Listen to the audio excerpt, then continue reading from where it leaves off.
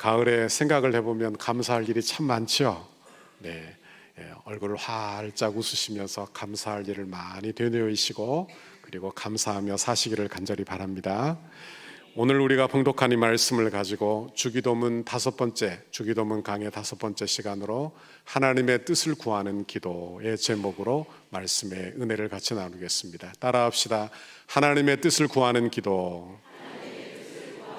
하나님의 뜻을 구하는 기도. 신앙생활에서 우리가 꼭 배워야 될 게 있어요. 그건 기도하는 걸 배워야 되고 그리고 기도를 해야 되는 것입니다. 왜냐하면 기도는 하나님과의 교제로의 놀라운 초대예요.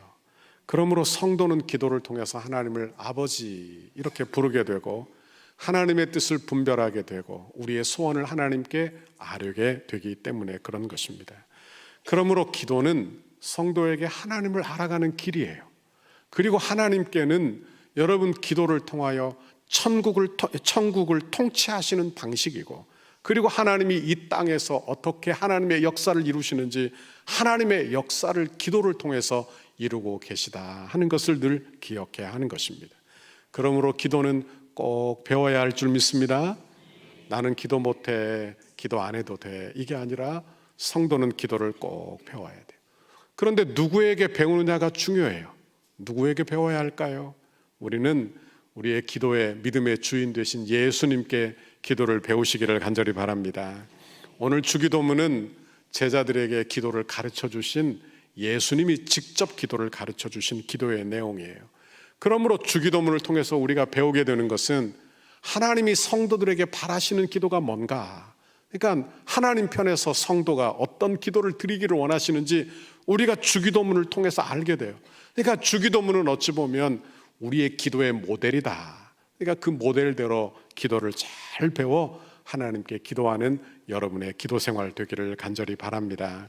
오늘은 3번째로 뜻이 하늘에서 이루어진 것 같이 땅에서도 이루어지이다, 이 말씀을 같이 묵상하고자 합니다.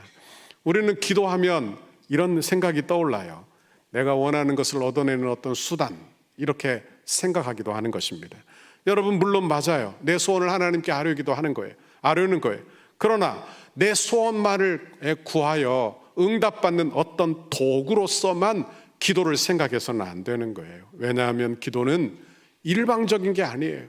그러니까 일방적으로 내 이야기를 다 쏟아놓고 이제 속이 시원하다, 집에 가자, 이게 기도가 아니라 여러분 우리의 기도를 하나님께 아뢰을 뿐 아니라 하나님이 하시는 말씀도 들어야 하는 것이 기도예요. 그러니까 기도는 일방통행이 아니라 쌍방통행이 기도요, 우리의 예배 생활이 되어야 할 줄 믿습니다. 그러므로 기독교 안의 기도는 내 뜻보다 하나님의 뜻이 소중하고 그리고 하나님의 뜻대로 되기를 위하여 구하는 기도, 이것이 바로 우리의 기도이니 이 기도를 잘 배워 하나님의 음성을 듣는 여러분의 신앙생활 되기를 바랍니다. 오늘 주기도문, 우리 예수님이 제자들에게 주기도문을 가르치시기 전에 이방인같이 기도하지 말라 하시면서 중언부언하는 기도를 경계하셨습니다. 그러니까 이방인의 기도, 중언부언하는 기도의 특징이 있는데 그건 뭔가 하면 관계가 중요치 않아요. 그러니까 내가 누구에게 기도하는가, 대상이 누구인가, 이게 중요치 않고 어떤 대상이든지 내 소원을 이루어지면 된다, 내 소원 성취가 중요하다 생각하는 것이 이방인의 기도가 되는 것입니다. 그러니까 이방인, 대상자가 분명치 않으니까 어떤 기도를 하느냐, 내가 신을 설득하는 기도를 해요. 그러니 우리가 잘 알고 있는 지성이면 감천이다 하는 그런 기도를 하게 되는 것입니다. 그러니까 내가 어떤 말을 해서라도 내 소원을 성취하고자 하는 기도, 이건 이방인의 기도라 하는 것입니다. 여러분 이런 기도는 성도들은 배워서는 안 되는 줄 믿습니다. 그런데 아담이 죄를 짓고 난 이후에 우리 인간들은 다 죄성들이 있어요. 그래서 내가 어떤 기도를 잘하느냐, 이방인의 기도를 잘 배워요. 그러니까 누가 가르쳐주지 않아도 이방인의 기도를 잘 배운다는 거예요. 왜? 내 안에 하나님의 뜻을 생각하기보다는 내 뜻을 귀하게 여겨요. 그래서 내 하나님의 뜻을 이루기보다는 내 뜻이 이루어지기를 원하는 그 욕심이 내 안에 강하기 때문에 그렇다 하는 것입니다. 여러분의 기도를 한번 되돌아보십시오. 내 뜻을 다 정해놨어요. 내 뜻을 이미 결정을 다 했어요. 그리고 하나님께 기도하는 거예요. 하나님 도와주세요. 하나님 도와주세요. 혹시 여러분 이런 기도를 하고 있지 않습니까? 여러분, 내가 어떤 결정을 하기 전에 하나님께 뜻을 구하시기를 바랍니다. 우리의 기도는 그런 기도가 되어야 한다는 거예요. 내가 다 정해놓고 하나님 내 뜻에 지지해 주십시오. 그리고 때를 쓰는 것이 우리의 기도가 아니라는 이야기를 하는 것입니다. 그런데 우리의 문제는 내 의지가 강한 것이 우리의 문제예요. 내 안에 욕심이 강한 것이 문제라고 하는 것입니다. 내 욕심이 강하면 어떻게 되느냐? 내 입장에서 모든 것을 다 해석해요. 내 의지가 강하면 내 편에서 모든 것을 다 생각하는 거예요. 그러니까 내 중심, 내 감정, 내 생각으로 모든 것을 다 판단하는 거예요. 그러니 욕심이 크고 의지가 강할수록 자기 욕심에서 나오는 소리를 듣지 하나님의 음성을 듣지 못한다는 이야기를 하는 것입니다. 여러분, 기도는 일방적인 것이 아니라고 했어요. 내 소리만 하나님께 드리는 것이 아니라 주의 음성을, 주의 뜻을 분별하는 것이 우리의 기도인 줄 믿습니다.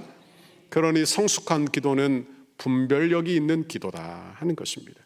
이것이 내 의지에서 나오는 기도인지, 아니면 내 욕심에 치우친 기도인지, 아니면 하나님의 뜻을 구하는 기도인지 분별을 잘 해야 된다는 이야기를 하는 거예요.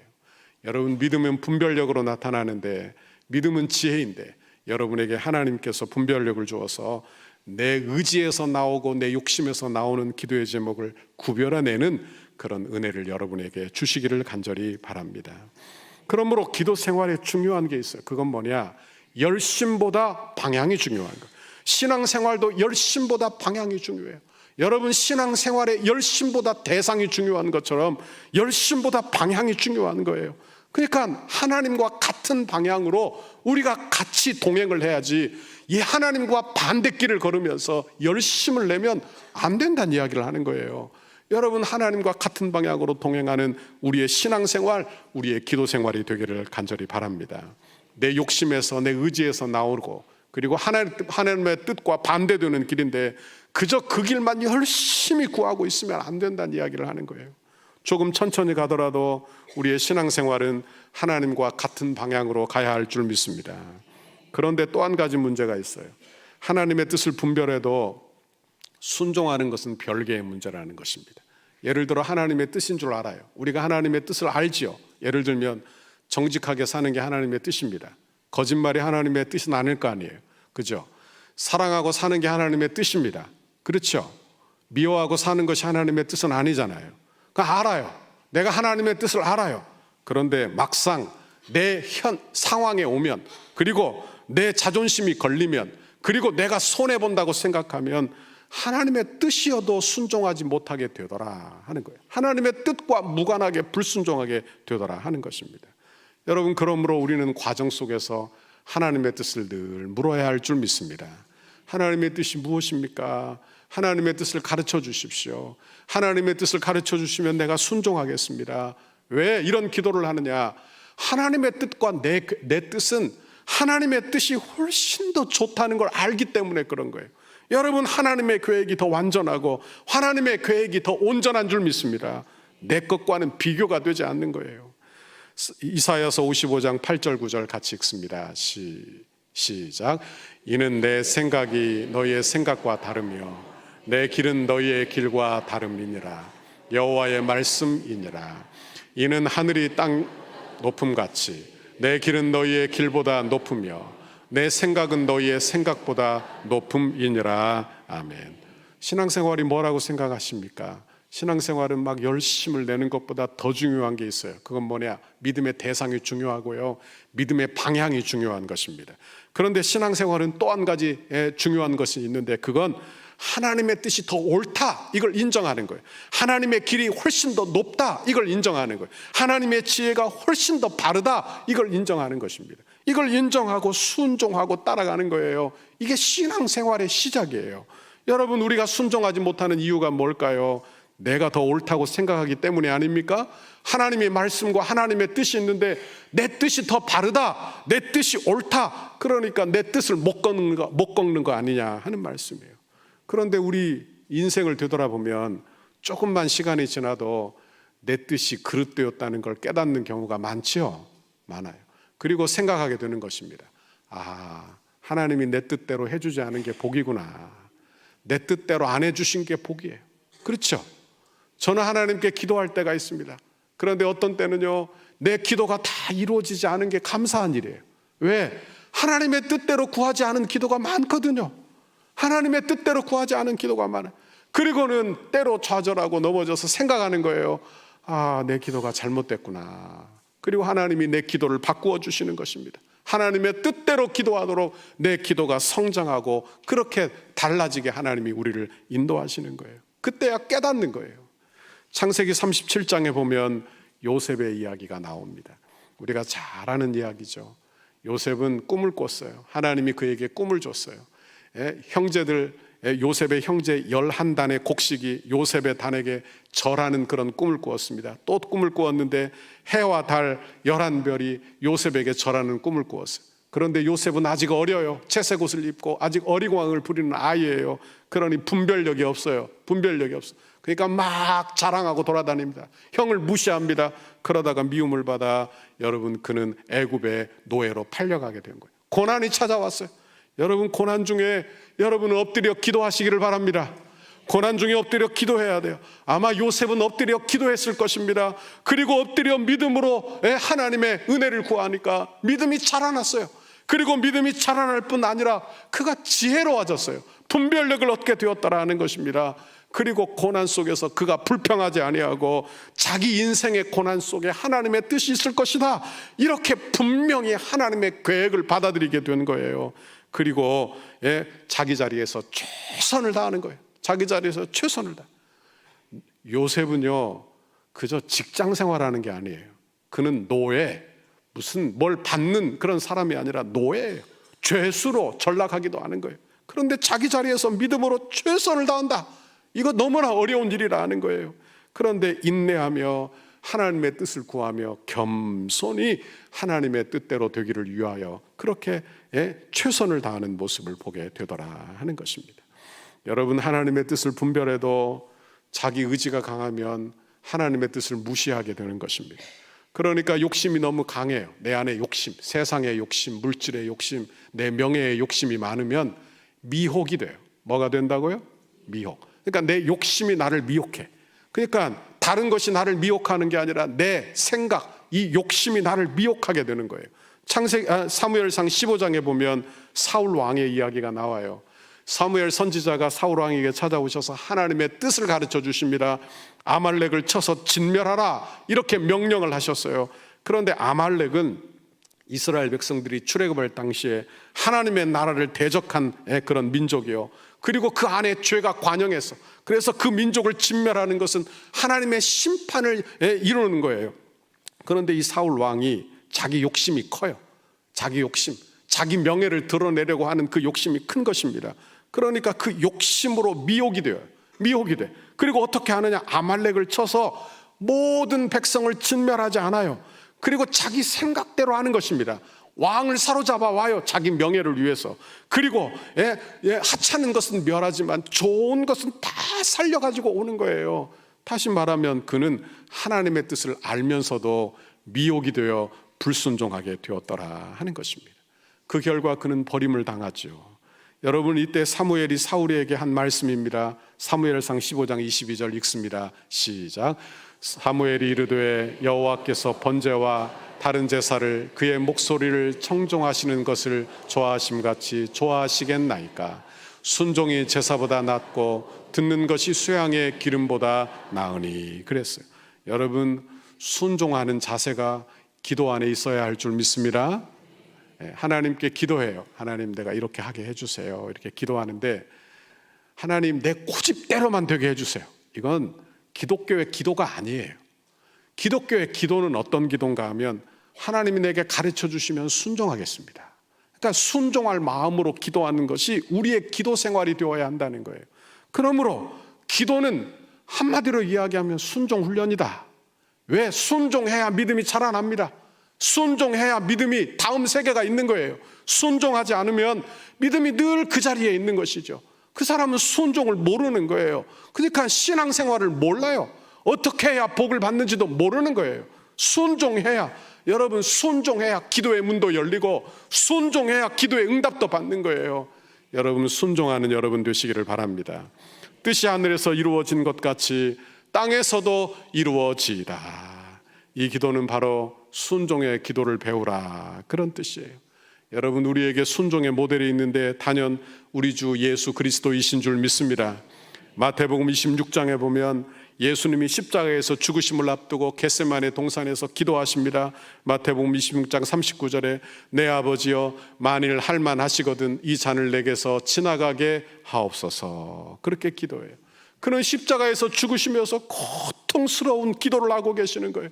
땀방울이 핏방울이 되도록 기도하셨다고 이야기했어요. 그런데 마지막에는 그 결론을 이렇습니다. 그러나 나의 원대로 마시옵고 아버지의 원대로 하옵소서. 이게 그 기도의 결말이에요. 기도의 결말. 여러분, 우리의 기도의 마지막도 이 기도가 되어야 할 줄 믿습니다. 주님, 내가 원하는 건 이거지만 하나님의 뜻대로 되기를 원합니다. 왜? 하나님의 뜻이 가장 좋아요. 하나님의 뜻이 가장 좋아요. 하나님의 뜻대로 되는 것이 가장 빠른 길이에요. 하나님의 뜻대로 되는 것이 가장 안전한 길이에요.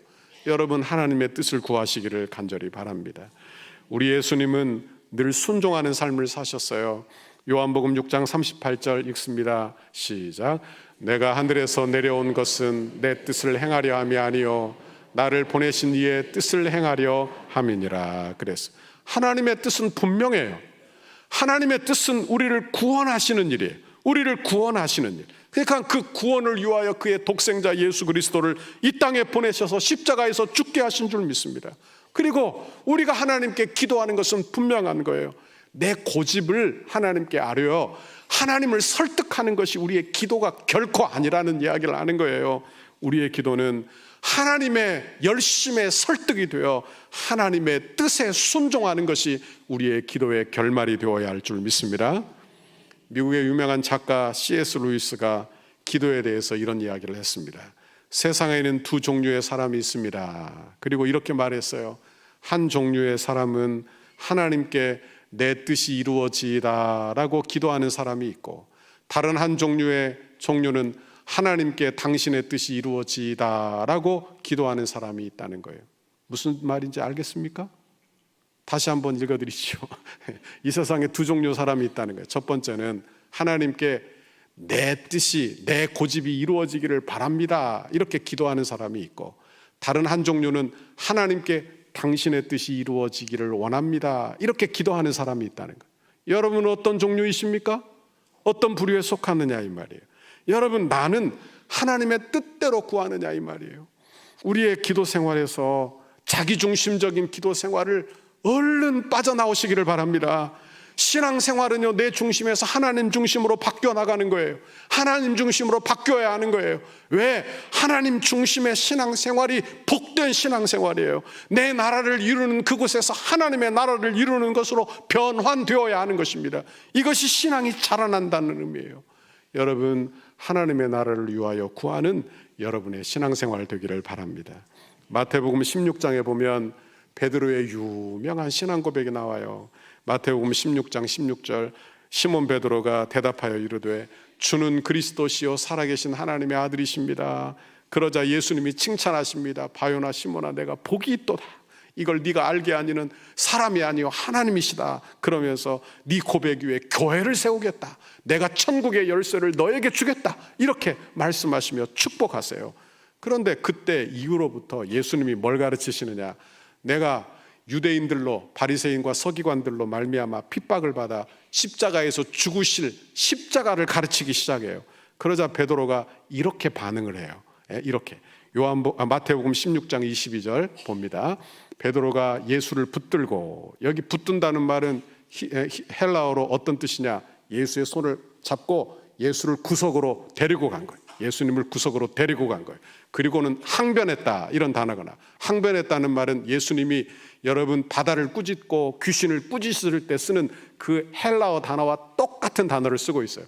그러니까 지금 베드로가 예수님을 손을 잡고 구석으로 데리고 가서 예수님을 꾸짖었단 말이에요. 예수님을 꾸짖었다고. 누가요? 베드로가. 베드로는 하나님의 나라를 이해를 못한 거예요. 하나님의 나라를 이해 못해. 그리고 뭐라고 말하냐?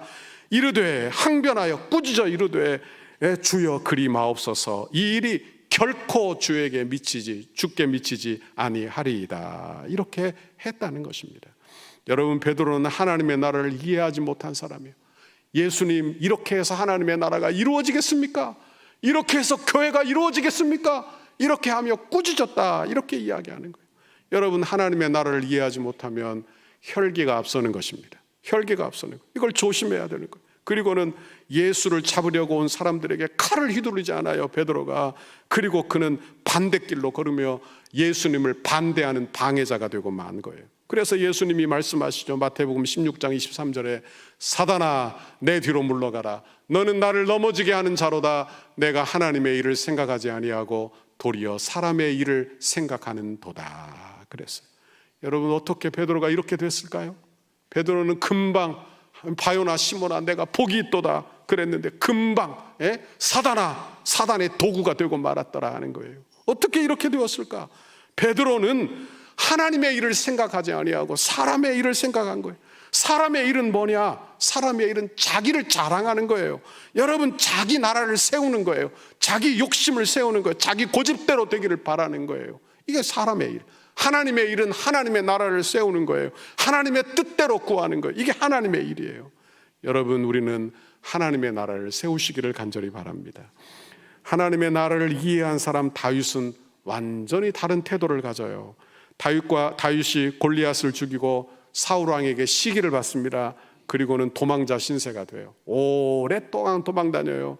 그런데 어느 날 사울을 죽일 절호의 기회가 찾아왔어요. 사무엘상 24장에 보면, 여러분, 이스라엘에 가면요, 이스라엘은 자연 동굴이 엄청나게 많습니다. 자연 동굴이 석회암 동굴이 엄청나게 많아요. 그런데 사무엘상 24장에 보면 다윗의 일행이 그 깊은 동굴에 숨어 있는 거예요. 일행이. 그런데 그곳에 사울 왕이 용변을 보려고 들어온 거예요. 성경에 보면 앞을 가리었다 이렇게 나오는데 그것이 용변을 보기 위해 들어온 것입니다. 그러니 혼자 들어왔겠죠. 그런데 그 뒤에 누가 있어요? 다윗의 일행이 있어요. 그런데 다윗의 부하들이 말합니다. 하나님이 주신 절호의 기회입니다. 그러니 사울왕을 죽입시다. 사울왕을 죽입시다. 그런데 다윗이 그것을 허락하지 않는 거예요. 다윗이 그걸 허락하지 않아. 그리고는 어떻게 말하느냐, 이렇게 말하는 거예요. 다윗은 하나님이 세우신 하나님의 종이니 하나님의 여호와의 기름 부음 받은 자 내 주를 치는 것은 하나님이 금하신 일이다 라고 하며 그 일을 거절하는 거예요. 그러니까 다윗은 판단의 기준이 상황이 아니에요. 여러분, 다윗은 판단의 기준이 하나님의 말씀, 하나님의 뜻이 하나님의 기준이, 판단의 기준이 되었다 하는 것입니다. 여러분, 우리도 판단의 기준이 내 상황이 되지 않기를 간절히 바랍니다.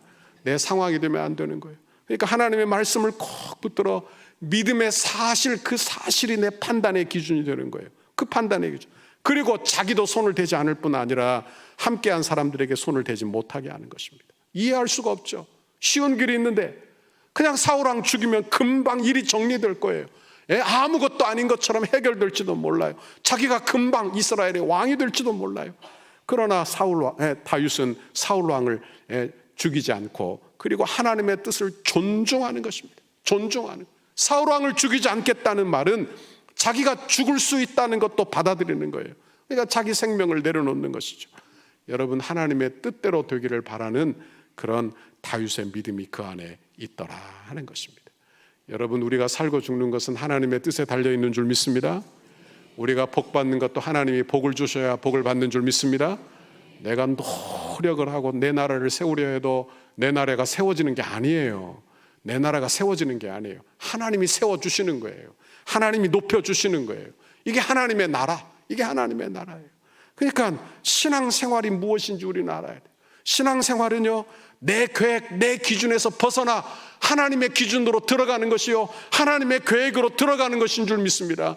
하나님의 뜻을 내 안에 받아들이는 거예요. 하나님의 뜻을 내 안에 받아들이는 거예요. 그리고 하나님의 뜻대로 되기를 소원하는 그 믿음을 우리가 갖는 것입니다.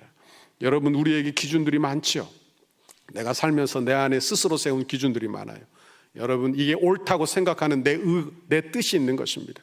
여러분, 그러나 내가 아무리 옳다고 생각하는 그 기준도 욕심과 죄성에 물들어 있는 거예요. 다 죄인들의 기준이라 이 말이에요. 그러니 그 기준이 내 신앙생활 될 수 없고 그 뜻이 내 기준, 신앙생활 때 뜻이 기준이 될 수 없다는 거예요. 여러분, 우리의 기준은 오직 하나님의 말씀 되어야 할 줄 믿습니다. 오직 하나님의 말씀 되어야 하는 거예요. 그러니 기도 생활은요, 내 뜻을 내려놔야 돼요. 내 기준을 내려놓아야 돼요. 내 생각을 내려놓아야 돼요. 그리고 하나님의 생각을 내 안에 받아들여야 하는 것입니다. 믿는다는 것이 바로 그런 거예요. 하나님의 생각을 받아들이는 거예요. 여러분, 하나님의 생각을 받아들이는 여러분의 신앙생활 되기를 바랍니다. 여러분, 하나님의 뜻이 온전한 줄 믿습니다. 하나님의 뜻은 선한 줄 믿습니다. 하나님의 계획이 온전한 줄 믿습니다. 하나님은 그분이 세우신 계획을 반드시 이루시는 줄 믿습니다.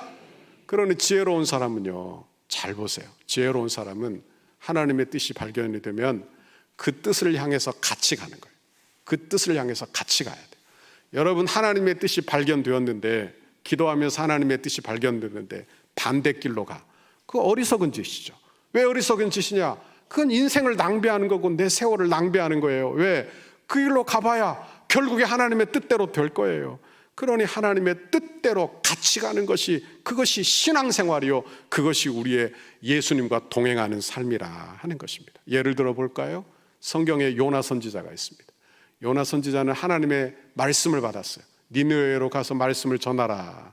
그런데 요나는 싫어했어요. 하나님의 뜻을 받기를 싫어했어요. 왜? 니느웨 성은 원수예요. 원수. 그러니까 원수가 살아나는 걸 원치 않아요. 그리고는 다시스로 도망가는 것입니다. 그리고 그 결과 어떻게 되죠? 요나는 죽을 고생을 하는 거예요. 죽을 고생을 하는 거예요. 요나가 왜 고생을 했습니까? 생각을 해보세요. 요나가 왜 고생을 했어요? 하나님의 뜻에 반대길로 갔기 때문에 고생을 한 거예요.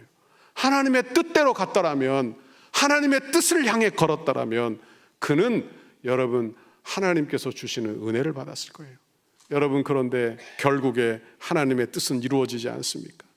여러분, 우리가 기도하지 않고 내 생각대로 쉬운 길을 택하다가 돌고 돌아서 내 인생길이 가는 것을 많이 경험하지 않느냐 하는 거예요. 여러분, 하나님의 뜻이 발견되면 그 뜻을 따라 사시기를 간절히 바랍니다. 그 뜻이 가장 안전합니다. 가장 빠른 길입니다. 여러분, 하나님의 뜻대로 되는 것이 가장 좋습니다.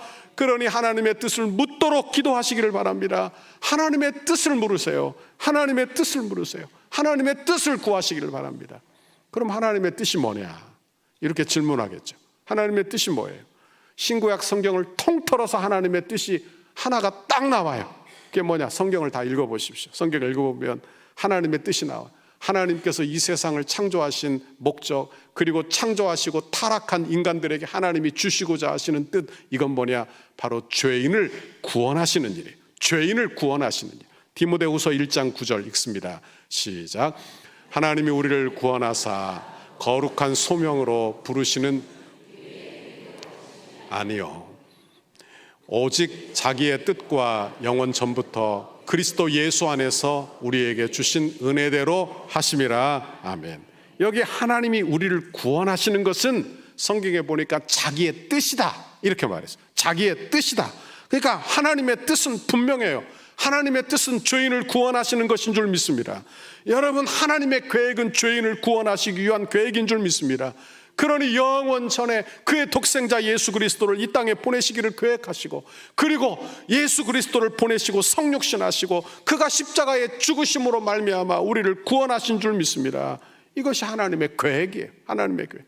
요한복음 10장 10절, 내가 온 것은 양으로 생명을 얻게 하고 더 풍성히 얻게 하려는 것이라. 누가복음 19장 10절, 인자가 온 것은 잃어버린 자를 찾아 구원하려 함이니라. 마가복음 1장 38절, 이르시되 우리가 다른 가까운 마을로 가자. 거기서도 전도하리니 내가 이를 위하여 왔노라. 그랬어요. 여러분, 하나님의 방향은 분명합니다. 다르지 않아요. 바뀌지 않아요. 여러분, 교회 방향도 분명합니다. 교회 목적도 분명한 거예요. 성도가 이 땅에서 사는 방향도 분명한 것입니다. 그건 뭐냐? 바로 영혼 구원에 비추어서 하나님의 뜻을 묵상하는 거예요. 영혼 구원에 비추어서 하나님의 뜻을 묵상하는 거예요. 여러분이 직장을 구하든 사업을 하든, 여러분 자녀를 양육하든 집에서 가정을 돌보든, 여러분 어떤 일을 하든 사람과 교제하든, 어떤 일을 하든, 어떤 결정을 하든, 어떤 선택을 하든, 여러분 영혼의 구원과 연관을 지어 그렇게 하나님의 뜻을 구하시라 하는 것입니다. 왜? 그것이 하나님의 분명한 목적이에요. 교회 사역을 해요. 여러분이 교회 일을 해요.